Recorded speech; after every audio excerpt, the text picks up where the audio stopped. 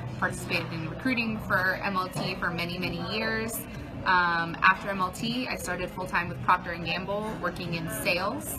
I had an 8.5-year career there, and I'm 2 months into my new role at Reckitt Benckiser, where I'm leading their sales organization on their health business. And I think the way that we should probably go about the conversation is defining some of the diversity problems with companies. And let's talk about this particular CPG company you worked for, Fortune 100 company, household name. Like most companies, they put a lot of emphasis, or at some point they place a lot of emphasis on diversity recruiting and keeping score at that level. But at some point they stepped back years later and realized that diversity didn't take hold in the corporation as they anticipated. Could you talk about what that experience was like, and then later we can get into what they did? Yeah, sure. So I spent 8.5 years with this company and interned for 2 summers. So I have a lot of love for this company, and I spent all 8.5 years actively participating in their mentorship programs and recruiting, and particularly for the Latino community, but really all of diversity. And a lot of you may have seen me at the MLTCP events, like recruiting you guys and trying to get you to come to my company. But what I would say is my company was probably the furthest along in terms of development that I've seen from a CPG company in terms of how they set diversity targets across all of the major groups. Very advanced. At every level we had targets, and in particular what I really thought was a thoughtful approach was at the entry level, the targets that we set were set based on hireable population. So for example, for Latinos we would say, if I'm making the numbers up, but if Latinos are 20% of the population in the US, it wouldn't necessarily translate to 20% of my company's hires. What they would look at is what is the hireable talent. So if Latinos made up 12% of the college graduates, which is I think about accurate, at least at the time when I was doing this work, then they would need to represent 12% of our hires, because that was, hireable talent. Right. So we did that research for every single one of the diversity groups. So we said, well, what percent of talent, undergraduate talent, is Black, what percent is Asian, what percent is Latino, and we set targets based on that. And then we said, let's add a couple points to it, because we know that not everyone will matriculate, or aka accept our offers, and also not everyone will make it to every level. And so we would even go a step further and say, instead of 12%, which is the hireable population, let's go to 14%, and kind of over hire for diverse candidates, knowing that over the course of a few years you'd end up kind of back at your target. Yeah, and I think most companies aspire to do that on the front end. Then when you step back a decade later or 20 years later, what's sort of the problem that manifests? Yeah, so what we found was setting targets in and of itself is not gonna manifest the talent pipeline that you might be hoping for, and there were a lot of other elements. So one of those elements was when new hires started at the company, making sure that they felt welcome and at home and felt like part of the organization. The company I worked for had a very strong culture. It was promote from within, and so it is promote from within, and so oftentimes you're surrounded by people who are 30 years your senior, that may not look like you, speak like you, be from where you're from, and so that feeling of, do I belong here, am I out of place, would be tough to reconcile with, can I do the work? And the answer to the can I do the work question was almost always yes. And so we had to put other systems in place or processes in place to make sure that everyone felt supported. So we created these really strong mentorship trees. And so as a new hire, you would mentor interns. And as a, band 2 manager, call it, or like a level 2 manager, you'd be mentoring level 1 managers. And as a level 3 manager, you'd be mentoring level 2s.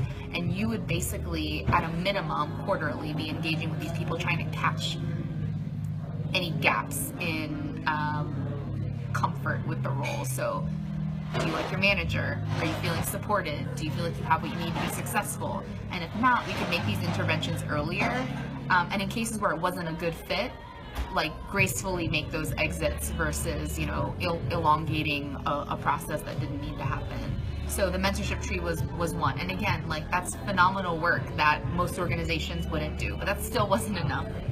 So when did they start falling off? Like what was the big cliff? So I would say at every level there were unique reasons why people would leave. So I think at the entry level, people would leave because they didn't feel comfortable or didn't feel like it was a good fit. And you know, that's the point where people would just jump ship early, which we tried to catch with the mentorship program. And then you had like a couple of good levels, right? Like middle management, we felt okay. Right. But where we started to drop off was top talent. Like the numbers in terms of people who could get to the general manager level or who were seen as top talent started to dwindle. And a lot of that was because geography became a challenge. Like in our line of work, we had to be flexible in terms of geography. So we made sure to address that and help people understand career progressions. We created hubs where people could have multiple assignments, and that helped a lot. I think the other challenge was people would look at the leadership teams that they were working for and not see anyone who looked like them, spoke like them, was where they're from. And that became a challenge too. And so we made an active effort to enroll the leadership teams, even though they weren't Latino, they weren't Black, they weren't Asian, to say, can you sponsor this organization and show up visibly like a support network as a leadership team for this affinity network? Because right now there's no one who can do it at this level that is part of, you know, formally part of the network by affiliation, but can you volunteer yourself? And I think that will over time step change people's perception of how engaged leadership is in promoting and supporting Black and brown talent. So just to clarify, so there were a few issues with getting the entry level people to convert into high level, like executives, for lack of a better term, right? And essentially there's the question at some point about geography when you're sort of asked to move around, which would probably result in a promotion at some point, right? Exactly. And then there was another issue around, you know, once you do decide, you know, move around or you're making it up, now you're in a room of people that you hold nothing in common with, and you're trying, but it's you know, it's not working. So at that point, you start to see some fall off as well. And I think now we're going to get into what were some of the solutions put in place to alleviate those pains for this particular company, right? Yeah. So I would say the mentorship tree addressed the new hire gap. So like the new hires who were feeling like I can't move, or my family doesn't want me to move, or I don't understand why I have to move. There's other jobs in my geography at other companies. Providing that mentorship network enabled new hires to ask the questions that they weren't comfortable asking their direct line manager, and built a network of trust and built an environment where they felt like they understood what the real progression was. Because I think there was some element of I don't fully understand what the benefit is of this move, and I want examples of people like me who've made that move, have seen the benefit of it in a short window of time, and have gotten back home at some point, or have made it work, and that helped, right? Like I would say, if I look now at the new hire pipeline and the middle management pipeline, it's manifested. I think from a senior management solution, I have personally seen senior management actively reaching out and saying, like, I personally want to mentor this group of top talent candidates and let them know that I see them and support them and understand why they're diverse talent and why it's important to nourish that. And I think that would alleviate some of the fall off problems, right? The cliff problems when you are approaching like executive roles. So like to have allies who are not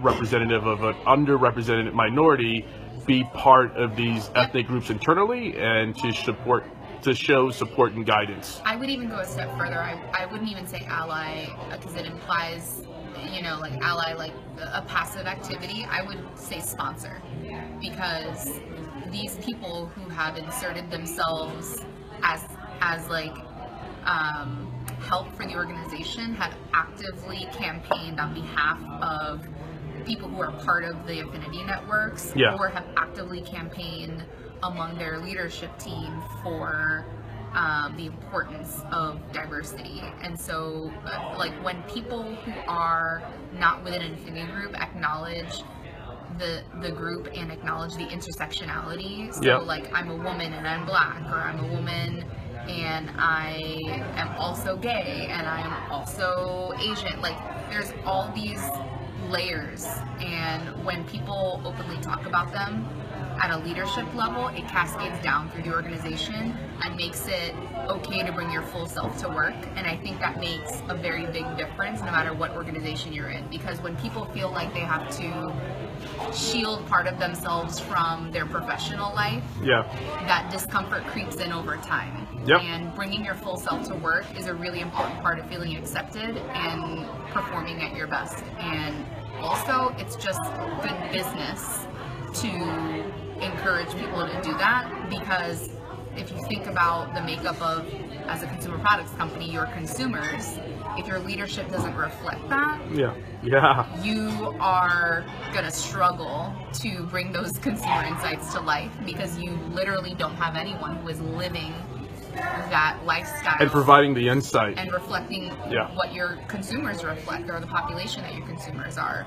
So there's a true business benefit to having diverse candidates matriculate. It's not just warm and fuzzy. Everybody feels really good about Black and brown talent getting promoted. So let's talk about some of the tactical things that were done. Like I remember sitting at a Fortune 100 company and listen to, mid-level people talk about how they feel about a certain candidate. Well, they're like, I think they could do the work, but I'm just not into them. I don't get them. I don't like how this balding guy does his comb over. And I know he's 21, but he makes me uncomfortable. And I know he's smart. And like, I know we need more women and people of color, but like, I don't think that they're working up the bar. I've heard those discussions before. How did you guys deal with it tactically? So I would say that's hire, that's promotion, that's performance. It is pervasive that people will hire people who look like them, speak like them, came from similar backgrounds. It's not something that people often do intentionally, but it is something that happens implicitly just because you it's an unconscious bias. It's an unconscious bias. So what my company did that I loved, and this was led by the affinity networks, was to say, when we hire candidates, they're going through layers and layers of interviews, right? Like at least 3 to 5 people are touching this candidate. One, at every step of the way, you need to have a safe space for these candidates to ask questions that they may not want to ask the person who is immediately interviewing them. So when I was recruiting, I would give my business card and I would say, call me with any questions. If you want to do a mock interview, again, like a completely objective source. Like I wasn't necessarily weighing in on their score for hiring or anything like that. But then also, when you're formally interviewing, what we said was, it's important for us to have someone from that affinity network that the candidate identifies with to be in the room. So by having someone in the room for some or all of the interviews, what we saw was a higher percentage of candidates were making it to rounds of interviews. So people get past the first, second, and third rounds more often. And the reality is that people started subconsciously screening for style instead of scoring completely objectively on substance. Like, are they substance, or are they answering the question the way that I want them to? And the reality is, for our function in particular, style has historically been such a big part of how we go to business because of the relationship management aspect of it. Right. But style is often very coachable. Yeah. And that's why it wasn't part of the rubric for hiring. And so we said, if it's that important, make it part of the rubric, and if not, let's pass these candidates through. Yes. And when we passed them through and provided them the coaching that they needed to get past those hurdles, it was evident that they're excellent hires, and we saw the numbers that were in top talent increase over time. And so I think now, and I've left the company recently, but now we're in a really good place in terms of top talent pipeline. We still have problems, right? But it goes to show you that even the slightest adjustment in your strategy, just by setting targets, 1, making sure people are in the room, 2, by enrolling people who aren't part of affinity networks as sponsors. This is your 3rd layer. And then your 4th layer is, everyone being aware of their unconscious bias when they're actively making hiring decisions, promotion decisions, talent decisions. Like, that is kind of like the 4th layer that I think my previous company and other companies are probably evolving to, who are kind of developed in the affinity space. Yeah. And I would say that is tougher because it's unconscious bias, and you obviously aren't aware of it as you're doing it. But another thing that this company has done is send people to training, not because they said something inappropriate in a meeting, but because they've shown the aptitude to be really great sponsors, and they want them, they want people to champion it when they come back. So they send people to unconscious bias training. Right. And traditionally, when you think of someone going to diversity training, it's because they messed up. Yeah. Right? And so you're like, ooh, what did you say? Or what did you do that they made you go to training? No, it's like, I'm such a champion of this cause that, like, I'm going to amplify my You're going to make you a voice. bit more proficient at doing it. I'm going to amplify my fluency in supporting diverse candidates and supporting diversity in my workplace. So I'm going to get training for it the same way that you would go to business school to learn more about business. So tell me one thing, like, so how did you handle after the hiring? I think you touched on this a little bit, you glossed over it, but like for handling reviews. Yeah. Right, and feedback. Reviews? Yeah, what did you guys do around performance reviews? Yeah, so this company has annual reviews, and when there was an issue, we would encourage people who had poor, or I would even say like unexpected turns in their reviews, to leverage the mentorship tree, right? And so it would very quickly get flagged to say, ooh, that comment about your performance seems off equity for you. Tell me more about how that happened, or like, 1, do you need physical support like in training, or is it like an actual performance issue? And we would identify the two between that. And sometimes it was a performance issue, right, which is always going to happen in a company, but sometimes it was style issue that translated onto paper as a performance issue but wasn't. And so we would involve management, and not in a punitive way, but in a way that says, hey, are you aware, and let me remind you of this person's results on paper, like these numbers, the numbers they're posting, the growth they're posting, is this still valid, right? And again, leveraging the support network, and not to be punitive, and not to say you can't give a Latina a bad rating, but to say, are you assessing your diverse talent in the same way that you would assess someone who operates in the same style, in the same lane as you? Just because they do the work differently doesn't mean that they don't do it as well. And that has made a big difference as well, because it gives you the opportunity before something is formalized and in your file to defend your work, and over time, remain top talent or remain promotable talent or get promoted, and makes a significant difference. And I would say, those instances are fewer and further between as time goes on. But it happens, right? And it's one of those moments for employees that can make or break their opinion of the company that they work for. So imagine you getting a bad review and you knew that it was tainted in some sense, probably not fair, right? And you felt like it may be not fair because your manager just operates differently than you. Right. If you have an outlet to air that grievance and, amend your review, that's such a gratifying feeling to say, like, my company has my back, right? And you would see less turnover over time. You'd see more matriculation into leadership, and I think that pays dividends. And it's a small action that over time just really is meaningful in terms of the makeup of your leadership. So let's switch conversations for a little bit. I want to talk about working for European companies, which you haven't for a long time, for a long period.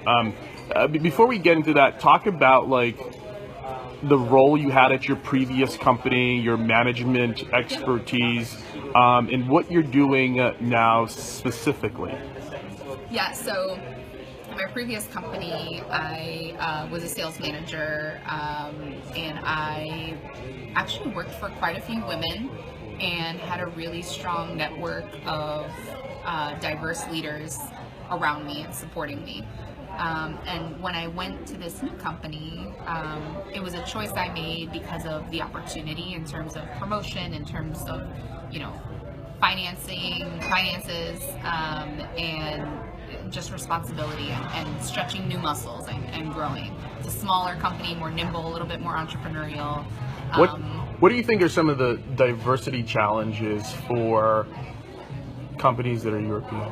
Yeah, so this company also is not American. Yeah. And the only thing that stood out to me as a potential red flag when I interviewed with this company was the fact that they had no formal affinity networks, which was like 12 steps backwards for me from where I had come from, the company had come from. And so I said, tell me why this is the case. And HR was very transparent with me and quick to say, well, we're a European company, and as a European company, like, we haven't historically understood at a leadership level the importance of diversity in the North American market or the US market in particular, right? So when you have leaders who come from abroad who don't have the same definition of what diversity means, it plays out that way, right? And when you're talking about a European company, I mean, what do we generally think their view on diversity is? So, and did you in fact see that at work? Yeah, so I'm thinking they think diversity is we could hire some more women. Yeah, that's exactly what it is. I'd say in the US we think of diversity as Hispanic, Black, Asian, like Black and brown, like that is gay, lesbian, male, female. Exactly. Right. Like, the whole spectrum of intersectionality is diversity in the US. At a European company, I don't want to, speak overgeneralize. I don't want to overgeneralize, but for the most part, that's not what diversity means outside of the U.S. Yeah. So, especially in European countries. So, what that manifests as is, we need more women. And generally, what ends up happening is when you say you need more women and you make some actions to hire more women, you hire white women because you're not actively seeking out your intersectional women, because it takes a little bit more effort. It's a little bit harder, right? Because there's fewer of them, one, and two, if your company doesn't have a starting foundation of that group, it's hard to encourage people to come in when they don't see anyone literally at any level who is from where they're from, speaks how they speak, and looks how they look. Right? So you're starting from square zero. So what I also loved about that opportunity was I could bring my experiences from my previous company and into this company and be a leader in that space. Yeah.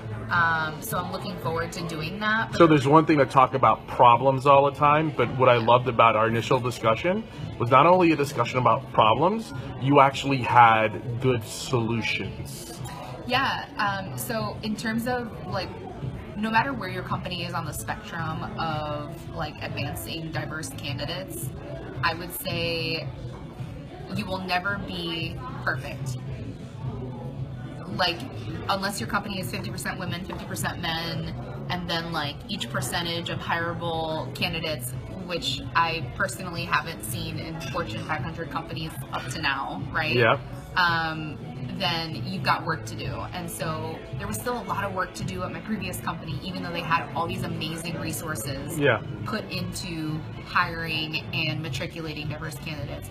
this new company I'm at, they're at square zero, but I think they could quickly ramp up because it's so easy to like start putting targets in place, start changing your hiring practices to make sure that they're fair, making sure that leadership is vocal when it comes to their support of diverse employees. Yeah. Those are easy things in terms of they don't cost very much, and it's just like donating your time as an employee. Well, so we speak to people from all different types of companies. You know, here in New York City, financial services is a big deal, and a lot of European financial services firms here. You know, I speak to some of the leadership at some of these companies that are European based, and they said, well, the problem with like trying to come up with a solution, number one, we don't get it because we've been here our entire career, but number two, we really don't want to rock the boat. Yeah, I think. How do you manage not rocking the boat? I think rocking the boat is a cop-out for I don't understand why we need black and brown talent, honestly. Like, it's probably, like, they don't understand the value of it implicitly. It's like, I've done well, everyone else should work hard and do well, too. Or this company is doing fine and it's 90% white. Or, like, that's where that comes from. Yeah. And I think what you need to do is ground it in a business reason. And that's how P&G approached it. Like, we can't serve our consumers if we don't look like our consumers internally. Yes. And so if you frame it like that, then why wouldn't you? It's just good business. Yeah, like, yeah. If I don't look like who I am claiming to serve, Yeah. whether you're in financial services or Yeah. you're in consumer products or you're in a different industry in tech, then you're probably not doing it right. Or you're going to pay an agency millions of dollars to figure out and tell you that you don't understand all of the people using or buying your product. So start with the business reason if you are at square zero, and if they don't get it after that, then there's probably a bigger problem in your organization. But I would find it hard to believe that when you put that business case together of X% of our user base or consumers are diverse, Yep. our talent needs to reflect that, that should click. So we're losing light here. We're going to have to wrap it up. Thank you for interviewing. Let's get a little bite to eat. And I'm going to have a good time reflecting on this 10 years from now and then looking at where you're at. So I have big expectations for you. Thanks a lot. Bye, guys.